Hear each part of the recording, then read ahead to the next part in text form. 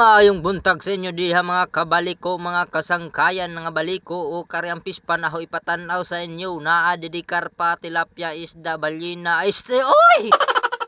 Og karon ngadto day kita sa hagna aton tanawon kung daghan na bay tubig in tawlon. Kay pila na in talon ni kabaldi nga amon nagastong gasolina, kaluoyan na ba in talon. Waray ka tubig-tubig nga ri, waray ka ulan-ulan. Kay tungod man lagi wa pata kasabot didi sa ila panahon. Kung kanus adjod ang ilang tag-ulan diri kutob unsa pag-undang sa ila ulan, unsa bulan. Maayo na lang kay naata nakilala didi bitirano jud kaayo sa basakan. Gikang daw sa iyang pagkabata hansud sa naunsa naman ang kumbaba kalisod day mag voice over di day lalim magkahangak-hangak og di ta kaginhawa.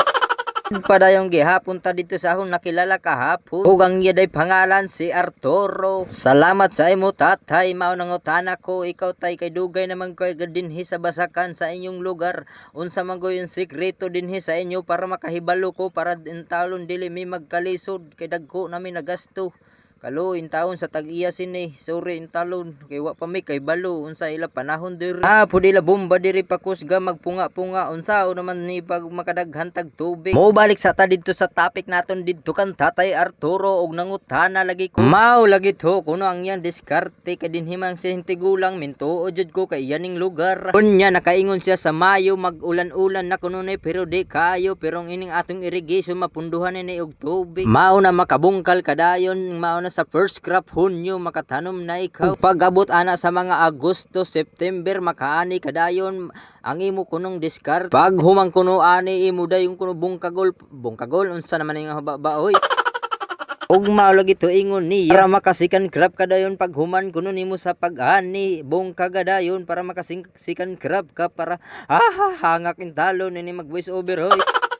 Padayon gihapon naton bisa nagkalisod na kita dinhi mag voice over nagbura-bura na ning atong baba. Og mao lagi tuya ingon nasabi niya sa akin kasi Tagalog kasi siya. Sabi niya para magkasikan crab ka pagtapos mo pag-ani. Bungkalin mo na agad kasi may tubig pa yan. May ulan-ulan pa naman kunti hanggang Desembre. Hindi pa tayo matutuyuan ng tubig kaya makasikan crab. Ito kasi sa akin ngayon pan third crop daw ito pag ganitong araw. Tulungan nyo ako dito paano mag voice over kasi hindi ko na alam ang aking pinagsasabi. Kaya nga ang sabi niya itong pinagdaanan ko ngayon at pinagdaanan din niya dati, wag ka mag-alala kay ganyan daw sa umpisa. Talagang tumulo daw ang kanyang mga luha kaya ang sabi ko hagoy parehas na pala tayo nito tatay.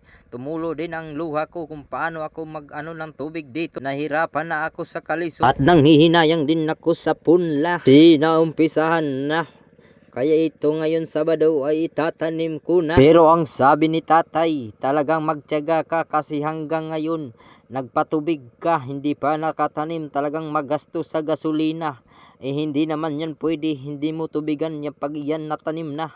Hanggang sa pagbunga, agoy tatay, ang dami ko nang magasto talaga ditong gasolina. Kaya salamat sa iyo tatay, at least ngayon alam ko na. Na mauna ni karon manakop sa tag-isdang gagmay ka atong buhion dito sa fish pond. Kay sakto daghay bunwag diri sa irrigation na hubsan.